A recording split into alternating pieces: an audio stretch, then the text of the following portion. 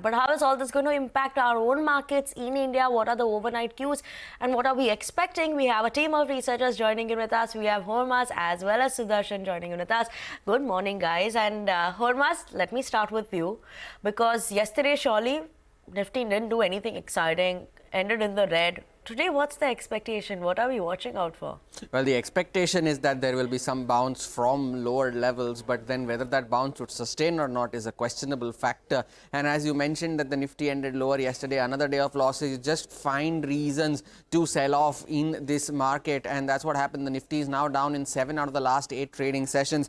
But the positive part of that is that the fact that the bulls are fighting to hold on to that 23,350 level on the downside, because yesterday we almost slipped to levels of 23,260 and then recovered from those levels by the time of closing and ended at that 23,350 mark. So that remains a very key level for the index to watch out for this morning. Now, what a sour sentiment. Of course, it was the news flow around the Adani Group stocks, but apart from that, it were weak global cues as well. The rising geopolitical tensions between Russia and Ukraine, and of course, it was the Nifty weekly expiry that completely got pushed to the sidelines in the midst of all of this Adani Group news flow.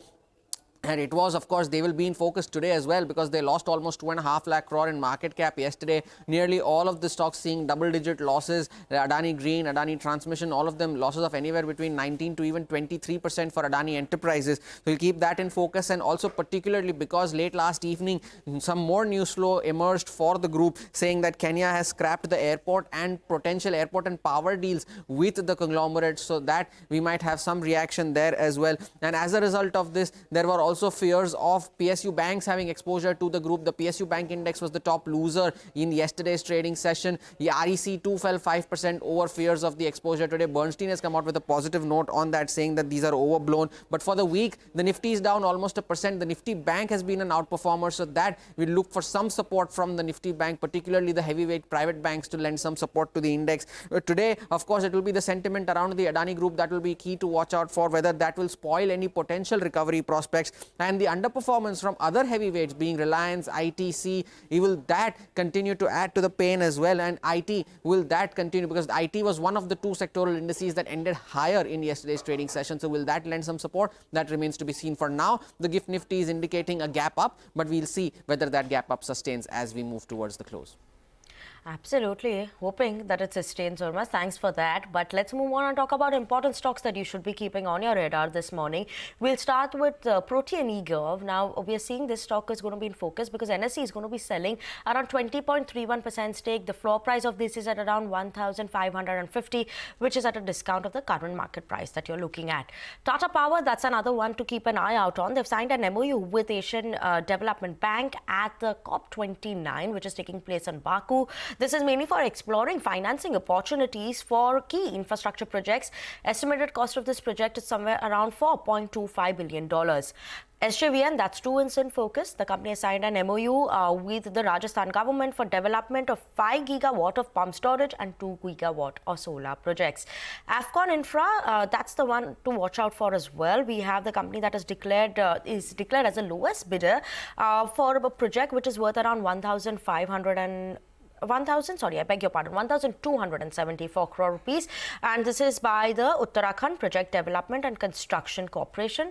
And lastly, we also have ACC as well as NLC and JSW Energy. They have actually won some of these bagged 5 mines. They're one of the few companies that have bagged some mines coming in the first round that was taking place in the commercial coal auction that was there in the 10th round over there.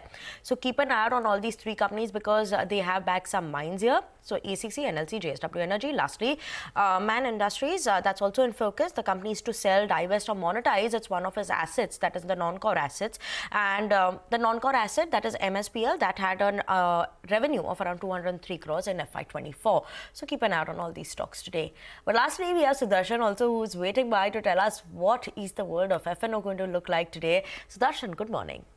Morning, Vinny. So yesterday we saw the news related to Adani Group has led to a sharp fall in the market, and we saw market closing at a 5-month low, with fall coming like it was a broad-based fall.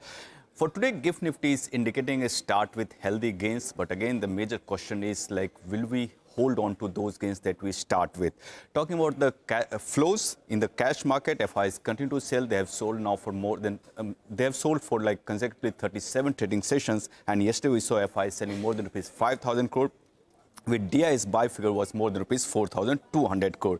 Even in the future derivative side also, FIs have sold almost rupees 600 crore and they have added short contracts of more than 9,600. And with this, their long exposure now reduced to 25%. On the client side, they continue to add long contracts. They have added contracts of almost 3 lakhs and now their exposure stands at 68%. On the option front, 23,500 call has seen addition of more than 21 lakh shares with premium at almost at 117, and 23,200 put has seen addition of more than 9 lakh shares with premium at 133. Now support for Nifty is seen somewhere around 23,300 and resistance is at 23,600. Lastly, two stocks that have entered in the band. First one is Adani Enterprises. After yesterday's fall of more than 20%, the stock has entered in the band. And another stock that has entered in the band is Nalco. So keep an eye on these two stocks. Okay, thank you so much for that, Sudarshan.